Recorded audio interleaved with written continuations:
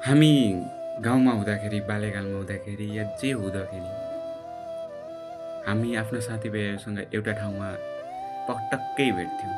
त्यो ठाउँ थियो हाम्रो गाउँको त्यो ठुलो रुख, त्यो स्वाभिमानी त्यो रुख, जहाँ हजुरबाको कथाहरू सुन्ने गर्थ्यौँ। त्यो रुखको पातहरूसँग खेलिरहन्थ्यौँ, नाचिरहन्थ्यौँ।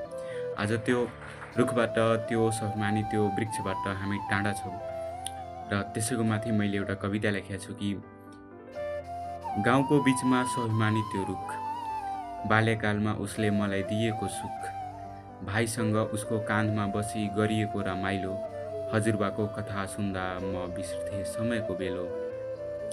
दिउँसोको घाम पनि नरम लाग्थ्यो त्यहीँ, बेलुका हुँदा सबै भेटिरहन्थे त्यहीँ, हजुरबाको बोली सुन्दा पात नाचिरहन्थे, कथा सुन्दा मुटुभित्र सुखीका छाल चलिरहन्थे। अब यो सहरको भिडले मन थकाउँछ, राति सुत्दा उसको याद झलझलाउँछ। कति सम्झ्छु म तिमीलाई भन्न सकिन्न, तिम्रो जस्तो स्वाभिमानी सायद बन्न सकिन्न।